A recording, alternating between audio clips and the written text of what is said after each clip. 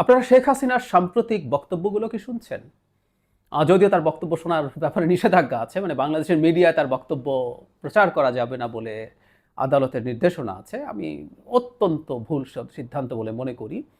এগুলো শোনা যায় কারণ সোশ্যাল মিডিয়াতে, ইউটিউবে আওয়ামী লীগের অফিসিয়াল চ্যানেল আছে, সেখানে এগুলো খুব স্পষ্টভাবে শোনা যায় এবং শোনা উচিত বলেও আমি মনে করি। কারণ শেখ হাসিনার বক্তব্য শুনলে আওয়ামী লীগ বাংলাদেশে কি করতে পারে, মানে তারা ফিরে টিরে আসবে, শেখ হাসিনা কাছাকাছি আছেন চট করে ঢুকে যাবেন, সেরকম কিছু না।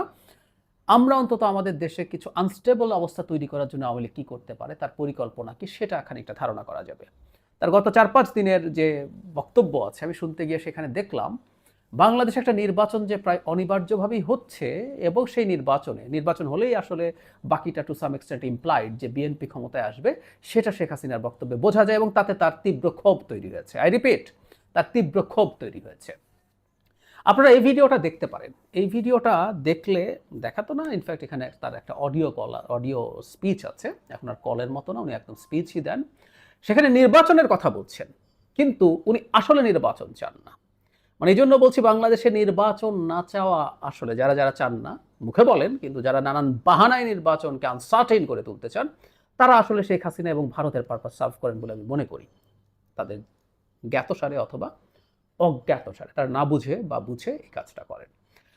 এই স্পিচটা যদি দেখেন, এখানে খুবই ফানি। মানে আগেও একদিন এটা নিয়ে কথা বলেছি, শেখ হাসিনার তত্ত্বাবধায়ক সরকারের কথা বলেন এবং এটা বলার আগে প্রথমে বলেন, আমি এখনো বাংলাদেশের প্রধানমন্ত্রী, আমি তো রিজাইন করিনি, সাংবিধানিকভাবে প্রধানমন্ত্রী। তারপরও আবার দেশের মানুষ যেহেতু নির্বাচন চায়, তাই তিনি নির্বাচন চান এবং সেটা অবশ্যই খুবই ভয়ঙ্কর গালিগালাজ ডক্টর ইউনূসকে, তার অধীনে না, একটা নির্দলীয় নিরপেক্ষ তত্ত্বাবধায়ক সরকারের অধীনে। মানে এই কথাগুলো যতবার শুনি ভীষণ আনন্দ লাগে। তার সময় সেই যখন পঞ্চদশ সংশোধনীর মাধ্যমে তত্ত্বাবধায়ক সরকার বাতিল করা হলো, তখন থেকে এগুলো নিয়ে লিখেছি, বলেছি, দফায় দফায় শোরগোল করে গেছি। কত সবক আমাদেরকে দিয়েছেন তিনি, আদালত এটা করেছে, ওটা করেছে, ব্যাপারটা এরকম, কোরআন হাদিস হয়েছে, কি কি হয়েছে না হয়েছে সেগুলো আবার আদালতের রায়কে অ্যানালাইজ করে আমরা অনেক অনেক কথা বলেছি, বক্তব্য সামনে এনেছি। আজকে তিনি তত্ত্বাবধায়ক সরকারের কথা বলছেন, কারণ বাংলাদেশের 100% মানুষ এখন তত্ত্বাবধায়ক সরকারের পক্ষে। যাই হোক, তিনি তার বক্তব্যে যথারীতি যা যা করেন, তিনি তীব্র ক্ষোভ প্রকাশ করেন, দেশ একদম ভালো চলছে না, তাকে ক্ষমতাচ্যুত করেছে জঙ্গিরা, ডক্টর ইউনূস জঙ্গিদের সরকার, এগুলো তো বলেনি। পুলিশের ব্যাপারে বলেন, অসংখ্য পুলিশ হত্যাকাণ্ডের শিকার হচ্ছে এবং একটা কমন মিথ্যাচার এটা সমানে তিনি করে যান। একজন প্রেগনেন্ট নারী পুলিশ কনস্টেবলকে হত্যা করা হয়েছে, যিনি তার পেটে তার সন্তান আছে, এটা বলার পরও নাকি রক্ষা পাননি। একেবারে মিথ্যাচার। এগুলো নিয়ে আমাদের ফ্যাক্ট চেকাররা প্রচুর এই তথ্য ডিবাঙ্ক করেছে, কিন্তু ক্রমাগত তারা এই কথাগুলো বলে যাচ্ছেন এবং আমাদের যেটা হয়, অনেকে হয়তো এটা জানেন না, কিন্তু এই যে পুলিশ কমিউনিটির সাধারণ সদস্যরা যারা আছেন, তাদের অনেকের কাছে এটা শুনলে খারাপ লাগবে। এগুলো উস্কানি, আমরা বুঝতে পারি। তো যাই হোক, এই আলাপগুলো সামনে আনতে হবে। কিন্তু যে কথাটা বলছিলাম, যে নির্বাচন হয়ে যাচ্ছে এবং বিএনপি ক্ষমতায় আসছে, এটা শেখ হাসিনাকে তীব্রভাবে ক্ষুব্ধ করছে, এটা বোঝা যায়। কারণ সাম্প্রতিক বক্তব্যগুলোতে তিনি তারেক রহমানকে প্রচণ্ড আক্রমণ করছেন। ইউনূসকে যখন জঙ্গি বলছেন, তারেক জিয়াকেও জঙ্গি বলছেন। উনি তারেক জিয়া বলেন। ৩২ নম্বর ভাঙার সাথে বিএনপিকে দায়ী করেছেন, তারেক রহমানকে দায়ী করেছেন। এটা একটা খুব সিগনিফিক্যান্ট ব্যাপার, খুব সিগনিফিক্যান্ট ব্যাপার। এটা মাথায় রাখবো, কারণ এটার মাধ্যমেই বোঝা যাবে আসলে আওয়ামী লীগ বাংলাদেশে কি করতে চাইছে। মুখে মুখে কিন্তু নির্বাচনের কথা, তত্ত্বাবধায়ক সরকারের অধীনে নির্বাচনের কথা, আমরা ইন্ডিয়ার সাথে মিল পাবো। ইন্ডিয়া তত্ত্বাবধায়ক সরকার বলছে না, কিন্তু একটা নির্বাচন চাইছে তারা, গ্রহণযোগ্য এবং অংশগ্রহণমূলক নির্বাচন, ইনক্লুসিভ ইলেকশন। তারা চায় আওয়ামী লীগও এখানে যাক। এখন আমরা একটু চিন্তা করি তো, 3টা অপশন। ডক্টর ইউনূসের সরকার আছে, এটা আরও থাকবে। 2 হচ্ছে একটা নির্বাচন হবে এবং একটা নতুন সরকার, সম্ভবত না, এটা মোটামুটি নিশ্চিত বিএনপি আসবে। 3 হচ্ছে দেশের নির্বাচন ভণ্ডুল হবে এবং দেশ একটা অ্যানার্কির মধ্যে ঢুকে যাবে। এই 3টা অপশনের মধ্যে আওয়ামী লীগ এবং ইন্ডিয়া ও দুজনেরই একই চাওয়া, কোনটা তাহলে সবচেয়ে প্রেফার্ড? আমি ডক্টর ইউনূস আর নির্বাচন, এই দুটোর মধ্যে যদি অপশান দিতে বলি, আমি ধারণা করি তারা নির্বাচন চাইবে। কারণ নির্বাচনের এই সরকারের সাথে ইন্ডিয়ার ডিল করায় সমস্যা হয়েছে। কারণ শেখ হাসিনাকে খেদানোর পরপর ডক্টর ইউনূস এসছেন বলে এবং ডক্টর ইউনূস খুবই গাটস নিয়ে ইন্ডিয়ার বিরুদ্ধে দাঁড়িয়েছেন বলে, ইন্ডিয়ার পক্ষে তার যে ধরনের স্লেভারি তারা এক্সপেক্ট করেন, তার তুলনায় 180 ডিগ্রি দূরত্বের জিনিস সে পেরে ওঠে নাই। তো ডক্টর ইউনূসের সাথে সম্পর্ক অ্যামেন্ড করা তাদের জন্য কঠিন, আমি মনে করি। সেই তুলনায় যদি একটা নতুন সরকার আসে, সেটা বিএনপির হলেও তারা আস্তে আস্তে নেগোশিয়েট করতে শুরু করবে। কারণ আমরা জানি, এটা আমরা আসলে বলিও সবসময়, এই দুই রাষ্ট্রই কারো সাথে আসলে দীর্ঘ সময় ধরে এই ধরনের সম্পর্ক অ্যাফোর্ড করতে পারে না। সো কোনো না কোনো পর্যায়ে তাদেরকে এটা ঠিকঠাক করার চেষ্টা করতে হবে, ভারতও করবে। সেটা ইউনুসের চাইতে একটা নির্বাচিত সরকার হলে ভালো। সো এটা বুঝতে পারি আমরা। কিন্তু তাদের সবচেয়ে প্রেফার্ড জিনিস হচ্ছে এই দেশে নির্বাচন হবে না এবং দেশে একটা কেওস এবং অ্যানার্কির মধ্যে ঢুকে যাবে। বাংলাদেশের উপরে এই প্রতিশোধ পরায়ণতা, প্রতিহিংসা পরায়ণতা শেখ হাসিনা যেমন থাকবে, মোদিরও থাকবে। এই দুইজনই তৃতীয় শ্রেণীর ইগোইস্টিক মানুষ, মানে সব ধরনের লোকজন যা হয় আর কি। তো তাদের উভয়ের এটা হলো সবচেয়ে প্রেফার্ড জিনিস। এখন খেয়াল করি তারেক রহমানের উপরে এবং বিএনপির উপরে কেন আক্রমণ, অথচ আমরা খেয়াল করব পোস্ট 5 অগস্ট আওয়ামী লীগের একাধিক নেতাকে আমরা দেখেছি তারা নির্বাচন এবং অন্যান্য ইস্যুতে বিএনপির সাথে কোঅপারেট করতে প্রস্তুত, এরকম আলাপ এনেছেন সামনে। তারা বিএনপির সাথে কাজ করতে চান।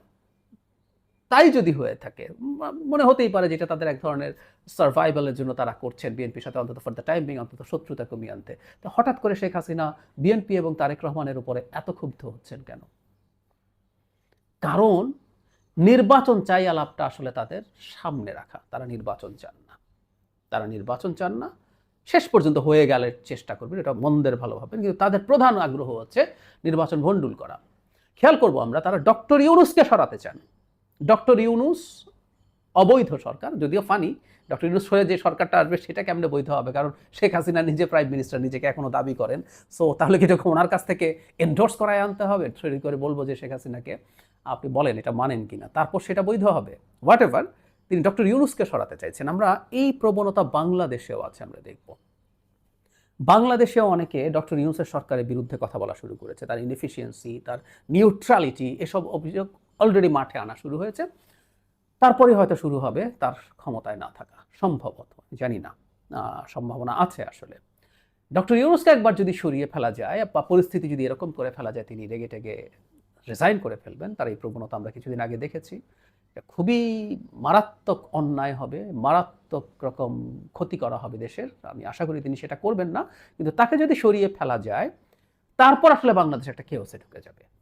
নতুন সরকার কি হবে, অন্তর্বর্তী সরকার কি না, সেটা কি সিভিলিয়ান কেউ হবে, নাকি এই টার্মোয়েলের মধ্যে আমরা সেনাবাহিনী যিনি প্রধান আছেন তার কোনো অ্যাম্বিশন আছে, কোনো অ্যাডভেঞ্চারিজম আছে বলে আমরা দেখি নাই, কারণ এই সুযোগ তার ছিল। এটাই প্রবলেম।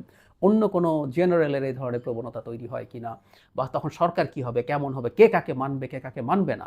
5 আগস্ট পরবর্তী সময় ডক্টর ইউনূসের মতো এত বড় একজন ব্যক্তিত্ব আমাদের সামনে থাকায় কিন্তু এই কেওসগুলো আমরা ফেস করি নাই। তাহলে কি দাঁড়াবে? এবং কেওস হওয়া মানেই হচ্ছে আওয়ামী লীগ মাঠে নেমে যাবে এবং এই কেওসের নানা রকম ঝামেলা করবে। এবং ভারতের গোয়েন্দা সংস্থা যথেষ্টই ক্রিয়াশীল আছে, চোখ বন্ধ করে আমরা বলতে পারি তারা ঢুকবে। সুতরাং গৃহযুদ্ধ না বেঁধে গেলেও, আমাদের এখানে গৃহযুদ্ধ বাঁধবে বলে কেউ কেউ বলছেন, আমি মনে করি না সেটা হবে। সেটা আরেকদিন আলোচনা করব কেন হবে না। কিন্তু যথেষ্ট বিশৃঙ্খল একটা পরিস্থিতি তৈরি হবে, এবং এই বিশৃঙ্খলাই আসলে আলটিমেটলি, যখন মানুষ এই ধরনের বিশৃঙ্খল পরিস্থিতিতে থাকবে, তখন শেখ হাসিনা খারাপ, কিন্তু দেশে একটা স্টেবিলিটি তো ছিল, এই অবস্থা তো হয় নাই। এসব আলাপ অনেক বেশি মাঠে আসতে থাকবে, তখন আওয়ামী লীগকে আরও বেশি রিলেভেন্ট করে তোলা যাবে। সেই চেষ্টাই আসলে এখন হচ্ছে। সুতরাং একটা নির্বাচন হয়ে যাচ্ছে বলেও শেখ হাসিনা সম্ভবত মনে করছেন, কারণ সর্বশেষ প্রধান উপদেষ্টাও খুবই টাফভাবে নির্বাচনের পক্ষে কথা বলছেন, এবং শেখ হাসিনার কাছে নিশ্চয়ই এখনও আরও বিভিন্ন সোর্স থেকে তথ্য যায়। এটাই তার পিত্তি জ্বালিয়ে দিচ্ছে। তিনি দেখছেন বিএনপি ক্ষমতায় আসছে, তারেক রহমান বাংলাদেশের প্রধানমন্ত্রী হতে যাচ্ছেন, তাই তিনি তাকেও আক্রমণ করা শুরু করেছেন। ঠিক একইভাবে আমরা দেখব বাংলাদেশেও এমন ভাষায় তারেক রহমানের বিরুদ্ধে স্লোগান দেয়া হয়েছে, এত নোংরা কুরুচিপূর্ণ ভাষায়, যেগুলো আমরা আসলে বন্ধু মহলেও বলি না, এই ধরনের শব্দবাক্য ব্যবহার করে তাকে আক্রমণ করা হচ্ছে। ঠিক একই রকম প্যাটার্ন আমি আসলে দেখতে পাচ্ছি। তারপরও শেখ হাসিনার এই বক্তব্যের মাধ্যমে এটা বুঝতে পারি, তার এই ক্ষোভের কারণে এটা বুঝতে পারি, তিনিও বুঝতে পারছেন আসলে নির্বাচন হতে যাচ্ছে, নির্বাচন হবে, এটা সম্ভবত তারও মনে হচ্ছে ঠেকানো যাবে না। সে কারণে যাবতীয় ক্ষোভ, রাগ তারেক রহমানের উপরে এসে পড়েছে। আমিও ব্যক্তিগতভাবে মনে করি প্রচুর কেওস হবে, কেওস হওয়ার চেষ্টা হবে, কেওস করার চেষ্টা হবে, কিন্তু নির্বাচন হবে। নির্বাচনে আমি একটা ব্যালেন্স শিট ধরে ধরে কথা বলেছি, বিভিন্ন চ্যানেলে কথা হয়েছে, অল্প অল্প করে আমি আলাদাভাবে আবার বিস্তারিত আলোচনা করে দেখাবো।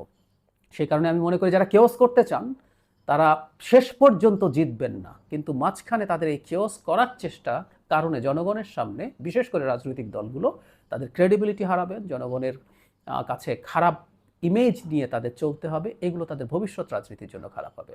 সবচেয়ে ভালো হচ্ছে সব চেষ্টা থেকে সরে এসে নির্বাচনে মনোযোগ দেয়া, নির্বাচনটা করা ঠিকঠাক মতো, সবাই সবাইকে কোঅপারেট করে দেশটাকে স্টেবল করা, রাজনীতি করা। রাজনীতি আগামীকাল বা ১ বছরের মধ্যে শেষ হয়ে যায় না। এই দেশের আরও বহু সময় সামনে আছে, রাজনীতির সময় আছে। রাজনীতি হোক বা ৪ বছর ৫ বছর পরে হোক, কোনো দল আরও ভালো করবে, ক্ষমতায় আসবে, এভাবেই চলতে থাকে। গণতান্ত্রিক পথে আসতে হবে। শেখ হাসিনার স্বরে যেন আমাদের দেশের লোকজন কথা না বলে।